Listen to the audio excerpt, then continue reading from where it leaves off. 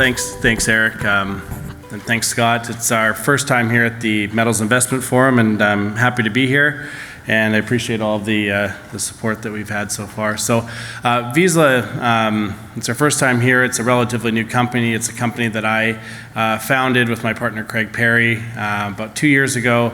A year after that, in the fall of 2018, we did an IPO with Haywood and PI, and for the year after that, essentially up until September 2019, we were working very hard to get this silver district, and it is a district, into the company, with the thanks of our friend and vendor John Merkel, who I see over there as well too. So it's a very exciting project. It's a very exciting district opportunity. We've had high grade results from it recently, and I think you'll be interested in what I have to say today.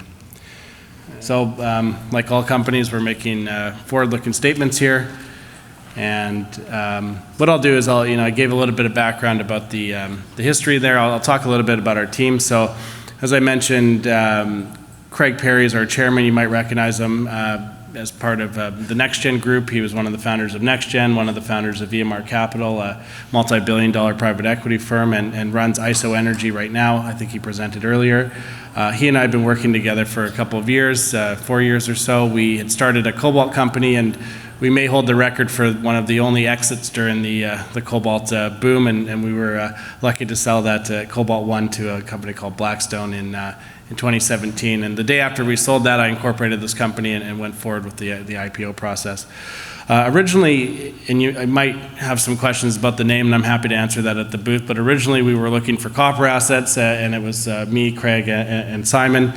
Simon Smirlik is the president of Ausenco Engineering. We went down the road very far on a past-producing high-grade copper asset. When we found this project, we were introduced to Can-Am and to this project in Mexico. We dropped that and basically put a year of hard work into getting this into Vizsla. So rounding out the team is Stuart Smith, who's a very well-known geologist, was the head of copper for Teck recently, and now has gone off on his own. And two mentors of mine kind of round out the advisory board. It's Yale Simpson and Bryce Roxburgh. You'd recognize them from the sale of Exeter and Extory back to majors. I think it was around $700 million in total.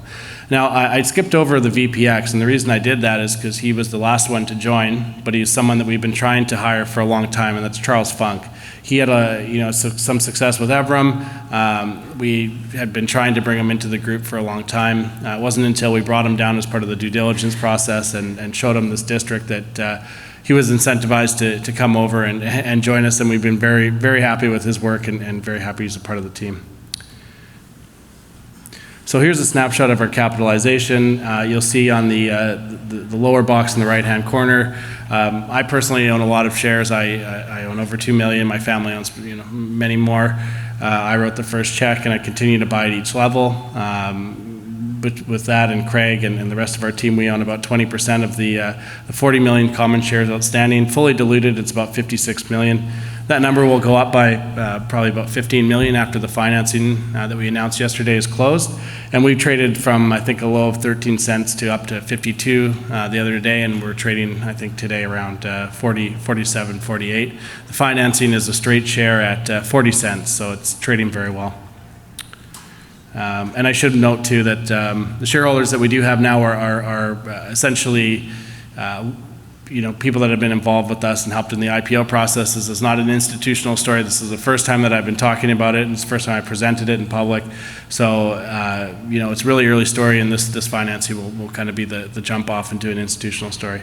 But I think the most exciting part, more than the team and the capital structure, is the district opportunity that we have here at the Copala Panuco Silver District, and some of the numbers that we've been seeing over the last week here from press releases. So,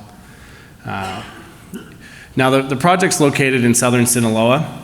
It's about 80 kilometers south of the San Dimas mine. Similar, it's actually same type rock, same type of mineralogy there. It's a little bit north of Gold Play and Mako mining. America's Silver's most profitable mine is just north of us in Cosala. McEwen is in the state, and Rocco is up at the very north there. But what we've done here, and it's a unique opportunity, is consolidate a region that's never been consolidated before. It's been producing for 450 years. It has all the infrastructure of a producing district, but it's never seen modern exploration. It's never seen a systematic drill program. It's never seen any type of real exploration. The miners that operate there today, they mine into the hill, they don't map, they don't sample, they have no real plan. They get to ore, they don't get to ore, they drift, and they keep going, and they're profitable. So leads you to believe that there's some high grade there. But we've consolidated an entire district, and we have an option on a mill, tailings, power, high tension power to the project, permits, AHIDO agreements, everything that you would need essentially to go from exploration to production. We have an option on all of that. And if we're satisfied with the exploration potential of the project, we will execute on that option, and we will essentially be re-rated as a silver producer in a short amount of time. Now, I did mention that it is a district opportunity. There's about 35 kilometers of underground workings. Some of them are in very good shape, some of them are in not very good shape, but we've done sampling on some of these underground levels already. There's about 70, this is something to really focus on too, there's about 75 kilometers of cumulative vein length. That's significant. That's a lot of veins that have the potential to pinch and swell and to provide us the high-grade ore shoots. So, and that's what we're going for here. And as I said, we have an option on the production facilities. So some photos here you can see on the top right-hand corner. There's a highway that runs through the property. It's a black line that's going through the property there. That's a 4-lane highway that's cut down the travel time between Durango and Mazatlan significantly. It's been in National Geographic documentaries. It's very well accessed. If you were to fly here, you'd land in Mazatlan Airport with about 300,000 other Canadians annually, and just drive 45 minutes to the project.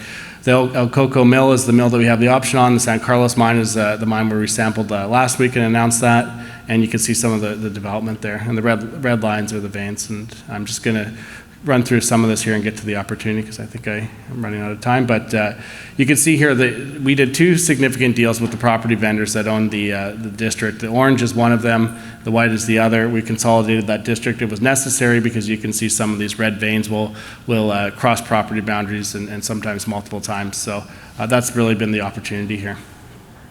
Now, when we first heard about this project, we were introduced to it and saw a presentation and knew that there was a group of Canadians working to basically consolidate this, and we flew down there immediately. But the reason we did fly down immediately is because we saw some of these old drill holes, and a subsidiary of Capstone in the mid-2000s had optioned a very small portion of half of that district, and they had drilled significant holes, 4 meters at over 2 kilos silver, just about 10 grams gold, 2 meters of 1.5 kilos silver and 10 grams gold. It was enough that really got our attention, and we flew down. When we saw the region there, it was impressive. You drive through on the highway and you see these massive alterations. There's a big system here, we could tell. And some of the results that we had announced last week were as high as 4 kilo over 0.5 meter, 3 kilo over almost 1 meter. There's high grade there. And then the opportunity for us here, and this is we have two opportunities here where we're going to basically find the resource or the pathway to the resources that will allow us to feel comfortable executing on the back-end purchase of all the production assets. We refer to this 2-year process right now as essentially a due diligence on that. And so our exploration is going to be underneath the water table. And if you go back to, and underneath Old Workings, if you go back to Silvercrest's, their Metals Investment Forum presentation in 2017, I think it was at the Pan Pacific, you can see them talking about going underneath and drilling underneath Old Workings, and that's exactly what we're going to be doing here at the Animus structure.